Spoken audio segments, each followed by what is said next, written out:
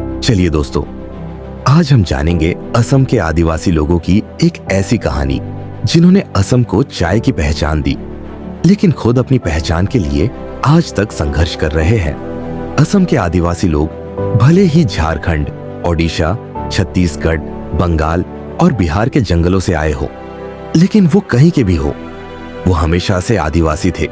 अपने जंगलों के रखवाले, अपनी संस्कृति के साथी और मिट्टी से जुड़े हुए लोग। ये लोग कभी किसी जाति, धर्म या बॉर्डर से नहीं बनते। आदिवासी होने का मतलब ही है प्रकृति के साथ जीना, अपने हक के लिए लड़ना और समाज के बीच अपनी अलग रोशनी से जीना। 1947 में देश आजाद हुआ, पर आदिवासी अब भी बंधे रहे। ना उन्हें जमीन मिली, ना अनुसूचित जनजाति का दर्जा। पॉलिटिक्स उनके वोट से जीत गई, पर उनका जीवन वैसा का वैसा ही रहा।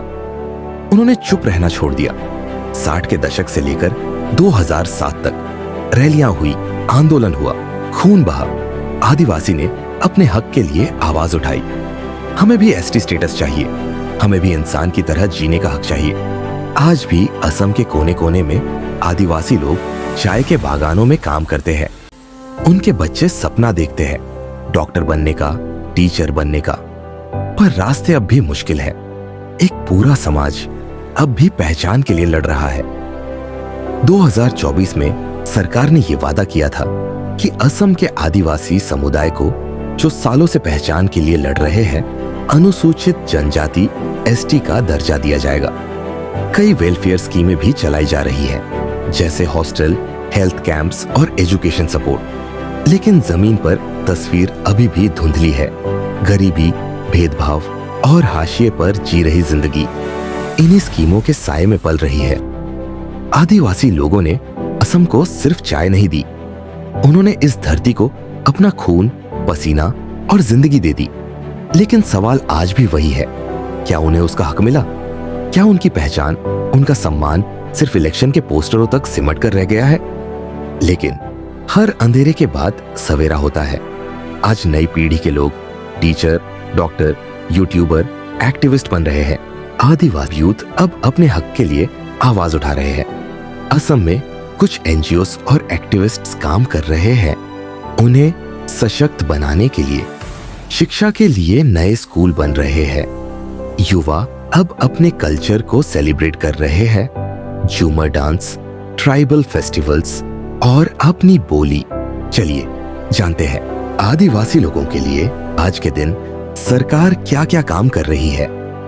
सरकार ने असम के कई चाय बागानों में 100 मॉडल स्कूल खोल दिए हैं। ये स्कूल मॉडर्न है, जिनमें कंप्यूटर से लेकर साइंस लैब तक सब कुछ है। सरकार ने उनके लिए स्कॉलरशिप भी शुरू की है, जिससे उन्हें कॉलेज और प्रतियोगी परीक्षाओं की तैयारी में मदद मिले। सरकार ने चाय बागान वर्कर्स को वित्तीय सहायता देना शुरू किया है। पीएम मोदी ने असम में झूमर बिनंदिनी इवेंट में हिस्सा लिया, जिसमें 8000 डांसर्स ने आदिवासी लोगों का डांस परफॉर्म किया। यह एक बड़ा संदेश था कि यह कम्युनिटी अब बैकग्राउंड में नहीं रहेगी। सरकार चाहती है कि आदिवासी लोगों का पहचान और संस्कृति बची रहे और आगे बढ़े। सरकार ने कई अच्छे कदम उठाए हैं, लेकिन असली बदलाव तभी आएगा जब हर चाय बागान का बच्चा सिर्फ छुरी से पत्ती नहीं काटेगा, पेन से अपना भविष्य लिखेगा।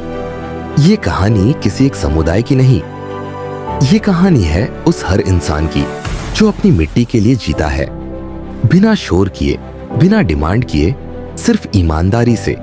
शायद वक्त आ गया है कि हम उनकी कहानी सिर्फ सुने नहीं, समझे भी और दुनिया तक पहुंचाए। क्योंकि जब तक एक आदिवासी की पहचान अधूरी है, तब तक भारत की कहानी भी अधूरी है। अगर आपको यह कहानी पसंद आई तो प्लीज लाइक, कमेंट और शेयर करें और चैनल को सब्सक्राइब करना मत भूलिए। मिलते हैं अगले वीडियो में, सिर्फ द कहानी लाइब्रेरी पर।